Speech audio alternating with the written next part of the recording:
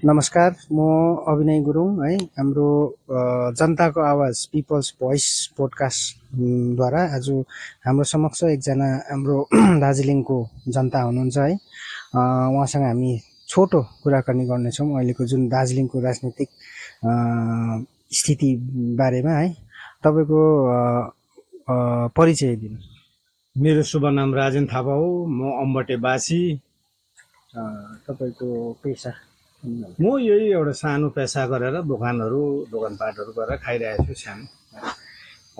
प्रश्न 1 है, अबको 10 वर्षमा तपाईँले के आशा गर्नुभएको छ? बेकारी समस्या समाधान या राजनीतिक स्थिरता या विकास होला? विश्वास छ तपाईँहरूलाई? होइन, यो तपाईँको विचार होइन। मेरो सोचले अहिले म अब 66 वर्षको उमेर भयो है। बचपनदेखि यस्तो राजनीतिक हेर्दै आएको होइन। मलाई चाहिँ हुन्छ जस्तो लाग्दैन। बिजेपी सरकार आयो, हामीले नै बनाएको है। जस्तै भोट दिएर उसलाई बहुमत भोट दिएर साह्रै बङ्गाल सरकारको थिचोमिचो भयो, यहाँ पनि एकपक्ष नीति भयो भनेर चाहिँ हामीले उसलाई सरकार बनायौँ होइन। हामी के को लागि उसलाई सरकार बनायौँ त भन्दाखेरि पर्मनेन्ट पोलिटिकल सल्युसन, एउटा गोर्खाको केही न केही यत्रो साल हामीले योगदान दिएको केही दिन्छु भन्दा खातिर हामी दिएको हो नि त। अहिले आएर भाइ भाइमा जुझाउने उयो लिँदैछ। अब गर्ला भन्नुहोस् त, गर्ला। अब जिटिएलाई 360 करोड पैसा दिएर फेरि यिनीहरूले त जिटिए चलाउला जस्तो चाल चल्दैछ। फेरि अब यहाँ मन्त्रीहरू दुनियाँभरको अब अहिले इलेक्टेड भयो। अब नोमिनेट मन्त्रीहरू बनाएर राख्दैछ। अब उनीहरूलाई किन बनाए त भन्दा यहाँ त मैले त के देखेँ भने भाइ भाइ जुझाउने हो। लडाइँ खेलिरहोस्, जुझिरहोस्, उनीहरूले मौका फाइदा उठाइ नै रहने। अब कमानको विकास गर्छु, कमान अब हामी जित्नु बित्तिकै कमानको रोजीरोटी बढिहाल्छ। बढ्यो, कति कुरा उठ्यो उठेन, केही कुरोमा छैन। त्यस्तो 10 वर्ष त अझै कति वर्ष बितेर जान्छ मलाई चाहिँ आशा लाग्दैन म पटक्कै। हुन्छ है। दोस्रो प्रश्नमा जाउँ है। सरकारले भोलिको दिनमा 3वटा चिज तपाईँलाई दिन्छु भन्यो भने चाहिँ तपाईँ के माग्नुहुन्छ? अब हामीलाई त दिन्छु भन्यो भने त हामी त गोर्खाल्यान्ड माग्छौँ नि। गोर्खाल्यान्ड नि हामीलाई चाहिएकै गोर्खाल्यान्डकै लागि यत्रो मान्छे 86 मा 1200 शहीद भयो, 17 मा कति मर्यो है। अन्त यस्तो त कति घटना घटिसक्यो यहाँ है। अत्याचार भयो। अब त्यस्तो शरणार्थ हामीले गऱ्यौँ, हाम्रो उमेरमा हामीले भोग्यौँ होइन, पायौँ। अब अहिलेको जेनेरेसन मसिनो भाइहरूले पुरा गर्छ, गाली दिन्छ कतिजना नेताहरूलाई, त्यो पनि हामीलाई मन लाग्दैन, दुःख लाग्छ। किन गर्नेले त गरे नि, कमाएको मात्रै त छ कोही नेताले, केही त नगरी कमाएको मात्रै छ। फेरि उसले मात्रै कमाएको भए त हुन्थ्यो नि, उसको साका सन्तान पुस्तौँ अब भनौँ भने 10 पुस्तौँसँग खाने पैसा उसले कमाइरहेछ र उसलाई चाहिँ गाली दिँदैन, तुच्छिया बचाउनलाई गरेको छैन। तर अझै पनि उसले ढाँट पिटेर भन्दैछ म त एकदम उयो छु, चोखो छु म त हो भनेर बोल्दैछ। अब जुन गर्नेलाई चाहिँ सानो भाइले नबुझिकन त्यो तुच्छा वचनहरू भन्छ, गाली धाली दिन्छ, त्यो मजा लाग्दैन क्या। अब कतिवटा कुरो बुझ्नुपर्छ। तपाईँको हिसाबमा पिपिएस भनेको चाहिँ के होला? पिपिएस भनेको त यो मागी खाने भाँडो बनाएको होइन, त्यो पो होला जस्तो लाग्यो मलाई। किनभने अब के अरे दिनेलाई भन्दा माग्नेलाई लाज भइसक्यो। मागेको त्यो ओडारमै देउसी खेलेको जस्तो त भयो नि। मङ्गलको अगाडि कथा थियो, ओडारमा देउसी खेल्यो अरे, जुनकेरी बोल्दा पनि दान माग्यो अरे भन्थ्यो। त्यस्तै त भयो। त्यस्तै हो। खोइ के चाहिँ भयो लु भन्नुहोस् त। केही भएको छैन। अब यो दिन छ, आशा छ तपाईँलाई। अब आज राजु विष्टलाई भन्नु नै हो भने हाम्रो एमपीलाई शरम हुनुपर्ने। उसले त महाकाल बाबा कसम पनि खाएको। त्यस्तो घिनलाग्दो कसम नखानु हुँदैन मान्छेले। हामी पनि त नेपाली गोर्खाको छोरा भनेर आशावादीमा उसलाई यत्रो चढायौँ नि त ल्याएर होइन। नत्र भने यो मान्छेलाई चिन्दैन पनि कसले पनि। आज हेर्नुहोस् त पिपिएस भनेर ऊ जिटिएलाई पैसा बढौतरी गरेर उहाँ गइकन फिट गरेर अहिले भाइ भाइमा जुझाउँला जस्तो बनाइसक्यो। लास्टमा गएर जिटिए चलाउँला जस्तो गरिरहेछ। जस्तै दार्जिलिङमा अर्को प्रश्नतिर जाउँ। धेरै कतिजना व्यक्तिले हामीलाई काम पनि चाहेन, नोकरी पनि चाहेन, हामीलाई डेभलपमेन्ट पनि चाहेन, हामीलाई पिपिएस चाहिँ हुनुपर्छ भन्नेहरू छ है।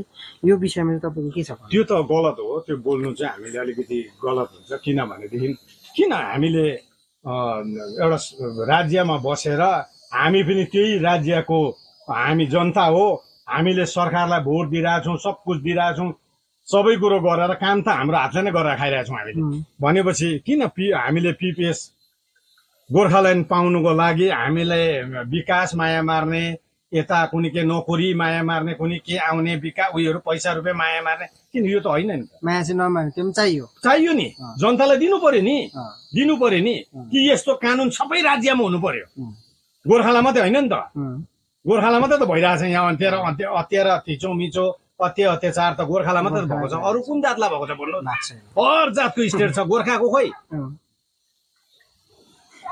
सपोज भोलिको दिनमा है हामीले गोर्खाल्यान्डको डिमान्ड छोडेर खालि डेभलपमेन्ट र स्वास्थ्यपट्टि मात्रै हामीले ध्यान दिन्छौँ भने चाहिँ के होला त्यो त भएन मिलेन नि त्यो कुरा त अब गोर्खाल्यान्ड आफ्नो जुन मूल मुद्दा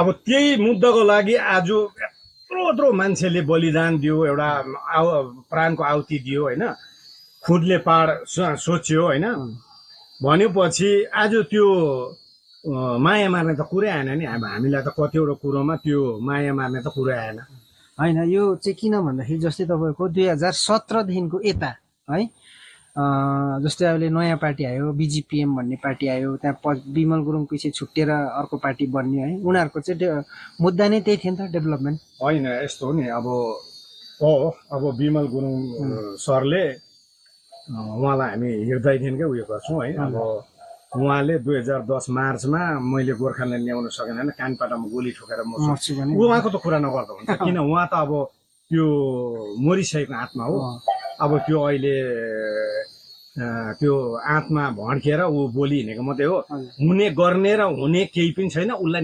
99% जनताले त्यो समयमा साथ दिएको सुभाष घिसिङलाई जति बेला गोर्खाल्यान्डको 86 मा आन्दोलन हुँदा हामी भोगेको हामीले त्यो आन्दोलन भोगेको त्यति बेला 40-60 को बुझ्नुभयो 40-60 को आन्दोलन हुँदा पनि घिसिङले त्यत्रो सरकारलाई हिलायो त्योभन्दा पहिला आन्दोलन गर्ने कोही बाउको छोरा थिएन आज त्यो मागी खाने प्लेटफर्म त बुढोले गरिदिएको नि त सबैलाई भन्नुहोस् त है आज 40-60 मा उसले त्यत्रो गर्यो उसलाई त 100% जनताले झ्यार पा चरा चुरुङ्गी बाँदरहरूले पनि साथ दिएको नि त अन्त उसले त खोइ दिएको त जिटिए ल्यायो आज जिटिए त बाधा भयो हामीलाई यही गाडे घाउ भयो नि त अब यसलाई के गर्ने भन्ने गाडे घाउ अब यसलाई गाडे घाउ अब खोइ त अब बल्झै नै त बस्छ अहिले खोइ त अब अस्तिसम्म भोटको गिन्ती हुन्छ 4 तारिक 5 तारिक चाहिँ हामी खारिज गरिहाल्छौँ भन्ने यही हाम्रै एमपिज्यू होइन एमपिज्यू हो नि त बोल्ने उसले कुन मुखबाट बोलेको थियो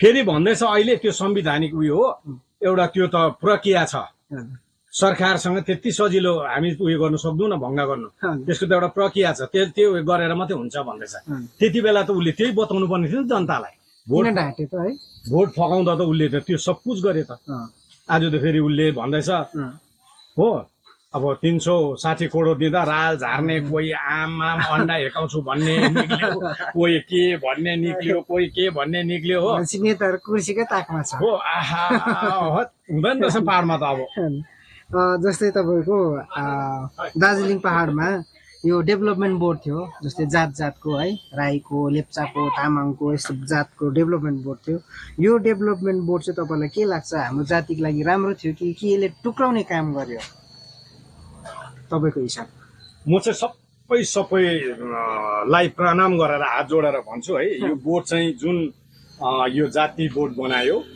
यसले चाहिँ हामीलाई डरलाग्दो पारलाई क्षति पुऱ्याएको थियो हेर्नुहोस् है किन पुऱ्याएको थियो भन्दा यो ममताको डरलाग्दो बङ्गाल सरकारको षड्यन्त्र थियो यो बोर्ड बनाउनु हाम्रो दाजुभाइले बुझाएको छैन अहिले पनि ऊ अलिकति बोर्डको कुरा गरेर कोही त्यो के पाउँदो रहेछ नि त्यो उयो जस्तो एउटा त्यो कागज दिएको रहेछ हौ त्यस्तो लगाएर झुन्डाएर निक्लिहाल्छ कोही झन् सबभन्दा सिरियस त हाम्रो शेर्पाहरू नै रहेछ अब अघि पनि त्यो देखाउँदै थियो होइन अलिकति झलक हेरेको थिएँ मैले देखाउँदै थियो है यसले चाहिँ के गर्यो जातमा चाहिँ यसले टुक्रायो नि त बुझ्नुभयो सिख सिडोलले चाहिँ जातमा टुक्राउँछ भनेर भनेको थियो नि पहिला भनेको थिएन विमल गुरुङले भनेको थियो यसले जातमा टुक्राउँछ भनेको थियो नि विमल गुरुङले जब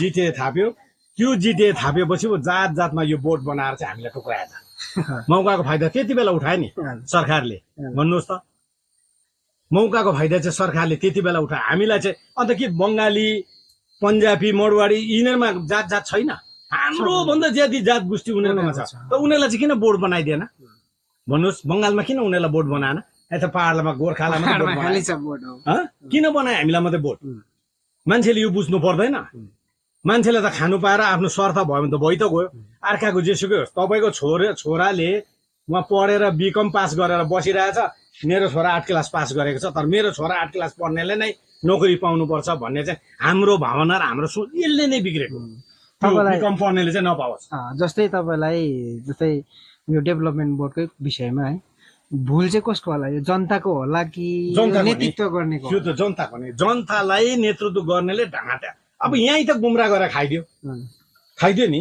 सिमिट खाइदियो ऊ जेला खाइदियो बलुवा खाइदियो त्यो प्रेसिडेन्टहरूले होइन अन्त जनता त हेरेको भयो त अन्त खोइ केही भन्नै सकेन अब यही विषयमा जस्तै अघि हामीले गोर्खाल्यान्डको कुरा गऱ्यौँ है नयाँ पार्टी आयो उहाँहरूले भन्यो हामी डेभलपमेन्टमै हामी फोकस गर्छौँ भने जस्तै बिजिपिएम पार्टी भनौँ है जनताको अगर गोर्खाल्यान्ड डिमान्ड थियो भने बिजिपिएमलाई किन जितायो त त्यो चाहिँ यस्तो कि अब त्यो त्यसमा त अब तपाईँसँग मैले बस गरिरहेको त लामो छ यहाँ 3 जना दाजुभाइको लडाइँ थियो हेर्नुहोस् जेठा दाजु विमल भइगयो अब माइला दाजु अर्को दाजु अब अनि कान्छा भाइ है यिनीहरूको के थियो भने अब विमल दाजु ऊ भैँसीको सुँगुरको मासु खाने यता अर्को गोरुको मासु खाने हो अब ऊ चाहिँ खसीको माछा टाउकोहरू खाने क्या यो मान्छे चाहिँ कान्छा भाइ चाहिँ हो अब यो मान्छे चलाक हो हुन त बिचरा अब विमल गुरुङलाई त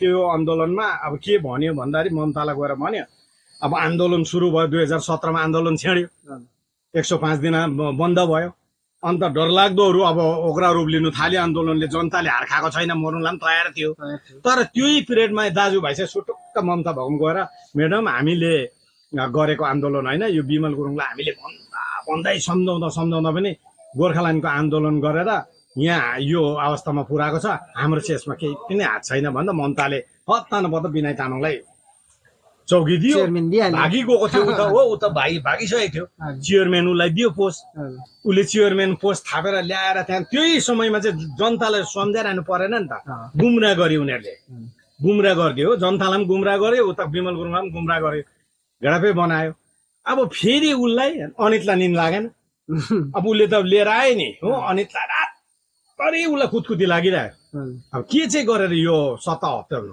जानु 2 जनै गएको उसले पायो मैले त ल्याएँ मैले त पाइनँ अहिले केही पनि सिग्नेचर गर्नु पर्यो भने उसले गर्नुपर्छ मैले पनि उसलाई लाउनु पर्छ अब के उपाय लाउने त भन्दाखेरि त्यति नै बेला हेर्नुहोस् दुर्दशा भनेर उयो दिन दशा भन्ने कुरो त्यसरी आउँछ भोट आइदियो अब एकैचोटि फेरि त्यो भोटमा जितेको भए त मिनिस्टर हुने हो अब भनिदियो लु तिमी त अलिक पढेको छौ म भन्दा धेरै पढेको एउटा टिचर मान्छे तपाईँ उठ्नुहोस् दाजु म पुसाब गर्छु हामी जित्छु तपाईँ मन्त्री भएको भएकै हो म त्यो एउटा जितिएको पोस्टमा बसेर केही फाइदा पनि छैन तपाईँ मन्त्री भएको भएकै हुन्छ म यता जितिए सम्हाल्छु भन्दाखेरि उसले पनि अब त्यो गोरुको अक्स बुद्धि लगायो हो नलाउनु भन्दै भाइ म जहाँ छु त्यही जग्गा राम्रो छ मलाई सुटेबल छ मलाई यही जग्गा मलाई परेन मन्त्री तिमी उठ्छौ भने बरु म पुसअप गर्छु भन्नुपर्ने थियो अब मोरो गोरुको गिदी भएको मोरो उठ्यो हो टिचर त भयो स्वात्त घरकै मान्छेले ध्यान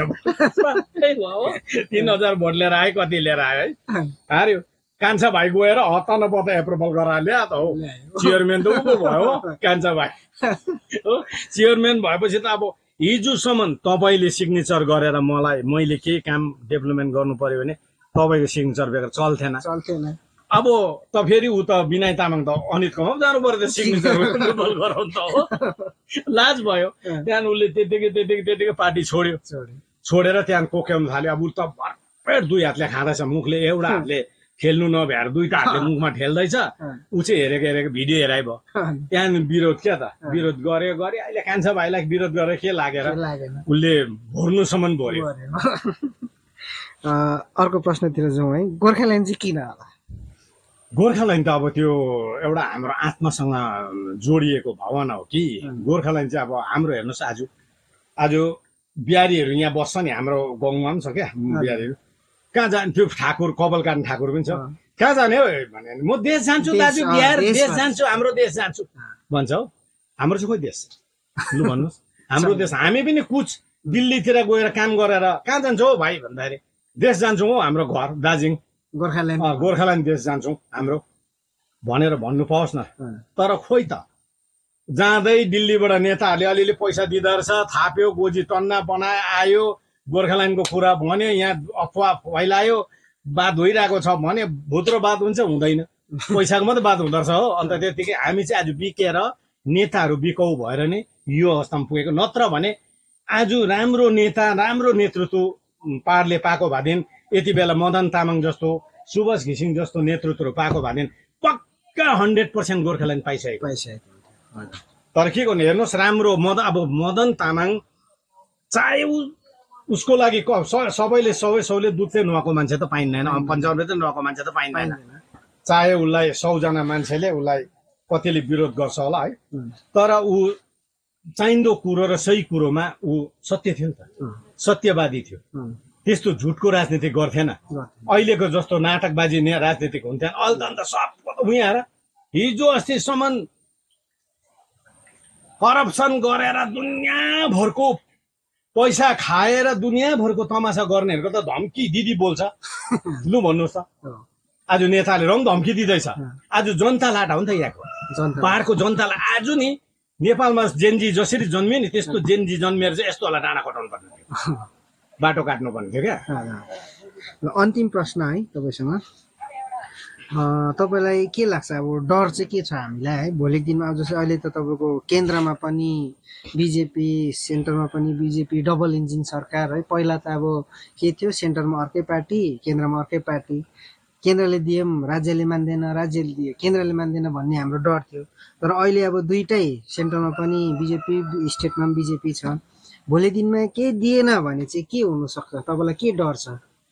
अब हिजो अस्ति एसआइआर लागेको होइन, त्यति बेलै मान्छेको भोटर काटेर कति हजार मान्छे अहिले त्यो थाँतीमा छैन, डिलिट भइरहेको छ उनीहरूको है। कसैले खोजेको छैन, बोलेको पनि छैन। हेर्नुहोस् है, बोलेको छैन। अन्त भोलिको दिन एसआइआर अब त्यति बेला लाग्दा त्यो अब एनआरसी लाग्यो भने झन् कतिजना मान्छे डिलिट होला, नाम हो भोटर उसबाट। अब डबल इन्जिनको सरकार आयो, डबल इन्जिनको सरकारले त सत्तै हो, जेएनएलएफले पनि त्यस्तै भन्थ्यो, नेताहरूले अरे भाइ गर्छ भन्थ्यो, यता विमल गुरुङको पार्टीले मामा पुरै हेर्छ हामीलाई भन्थ्यो हो। सबै पार्टीले अब उयो गर्थ्यो, गठबन्धन हुने पनि नहुने पनि अहिले पनि सुन्नुभएको छ त, अर्को कान्छा भाइ पनि अब हामी पुछताछ गर्नुपर्छ सरलाई भन्दैछ बाँच्नुबाट हो, सिबिआई जाँचबाट बाँच्नुको लागि उसले किसिम किसिम बोल्दैछ, अनब बोल्दैछ होइन। अन्त नेता त पाहाडको त सबै हुँदैन नि, तपाईँले जे सोध्नु हुँदैछ नि त्यो सम्भव छैन, आशा छैन। अब हामीलाई किन छैन आशा भन्दाखेरि नेतृत्व नै ठिक छैन नि त पाहाडमा। तपाईँको खुट्टा तान्छु म, मेरो खुट्टा तान्छ तपाईँले, अर्कोलाई अर्कोले भनिरहेको छ, अर्कोले त्यत्रो आफन्तमा बाजिरहनु भन्दा एक मुठ एक सल्लाह भएर चाहिँ संग्राम गर्यो भनेदेखि के चाहिँ हुँदैन, पाहाडलाई पनि खेल्दा लड्छ। बुझ्नु, गरिबको चाहिँ बोल्ने एकता हो नि त, होइन? अब हामी त फुटेर त सक्दैनौँ नि त सरकारसँग लडाइँ गर्नु, जुटेर चाहिँ लडाइँ गर्नु सक्छौँ नि त, होइन? जुट्नु भनेको त कहिले त हाम्रो नेपालीले जानेन हो। बङ्गालीलाई अहिले केही परोस् त सिलगढीमा गएर हेर्नुहोस् त, एउटालाई छोइदियो भने त्यहाँ कमिला खन्नै हुन्छ बङ्गालीको हो। हाम्रो नेपालीलाई पक अगाडिपट्टि, आँखाको अगाडिपट्टि कुटिरहेको हुन्छ नि, ए बेउरा देखाउँछ कुटे नि माथि छ ल भन्छ कसैले, त्यसो भन्दै हिँड्छ।